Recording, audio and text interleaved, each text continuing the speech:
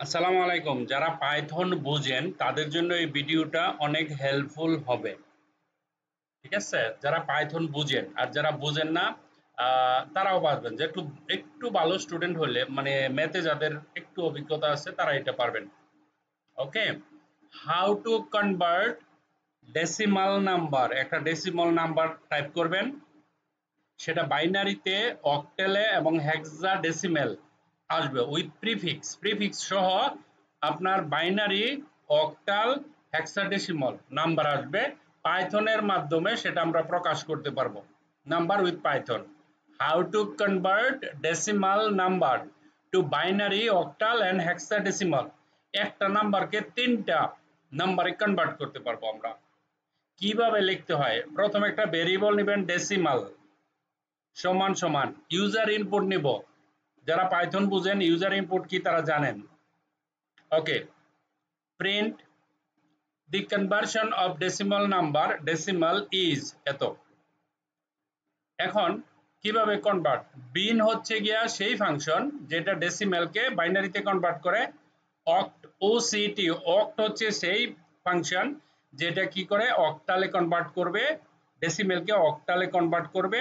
Hacks, hacks হচ্ছে সেই decimal, সেই নাম্বার যেটা, হ্যাক্স হচ্ছে সেই ফাংশন যেটা কি করবে আর ডেসিমালকে হেক্সাডেসিমালে কনভার্ট করবে। ওকে, তো আমরা প্রোগ্রামটা রান করি। একেবারে সহজ, একটা লেখা কপি করে খালি এটা দিয়ে দিবেন। এখন আমরা রান বাটনে ক্লিক করব, কোড রান। যখনই আমরা এখানে ক্লিক করব কোডটা রান হবে। বলতেছে এন্টার এ নাম্বার। ধরেন আমি এখানে 100 লিখলাম। 100 নাম্বার কি করবে? এটা তো ডেসিমেল নাম্বার, তাই না? 100 পরীক্ষায় যদি আসে বা ইন্টারভিউতে জিজ্ঞেস করে পাইথনের মাধ্যমে কিভাবে আপনি 100 কে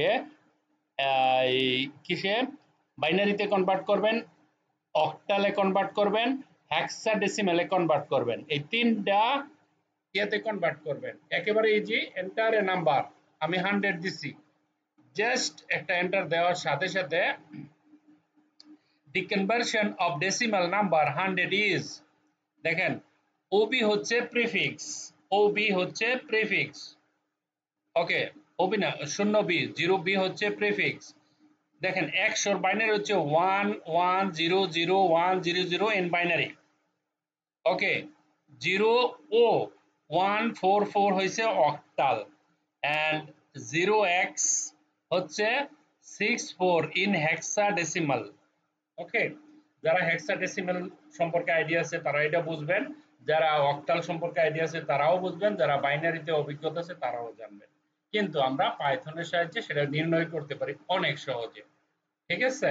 আমরা যদি আবার কোডটা রান করি, দেখেন যে কোনো সংখ্যা, ধরেন আমি এখানে লিখলাম 255, 250, এন্টার দেওয়ার সাথে সাথে the conversion of decimal number 250 is, হ্যাঁ, প্রিফিক্স হচ্ছে 0b। তারপর দেখেন একটা দুইটা তিনটা 111111010, ঠিক আছে, ইন বাইনারি। আর যদি অক্টালে কনভার্ট করি 100 250 কে, কি আসবে? 0 ও তারপরে 372। তারপরে যদি আমরা হেক্সাডেসিমালে কনভার্ট করি, হেক্সাডেসিমালে কত আসবে? সেটা 250, সেটা হয়ে যাবে O X prefix and F A, F A in hexadecimal. Okay, আশা করি ক্লিয়ার হয়ে গেছে। আপনারা পাইথনের মাধ্যমে কোনো ডেসিমাল নাম্বারকে বাইনারিতে, অক্টালে এবং হেক্সাডেসিমালে কনভার্ট করে দেখাতে পারবেন। জাস্ট 4টা লাইন, এই 4টা লাইন একেবারে সহজ। Decimal 1, variable, user input, INT, integer input, enter number, এটা খালি লেখা। তারপর হচ্ছে print the conversion of decimal number, decimal এই যে ভেরিয়েবলটা এখানে দিয়ে দিলাম।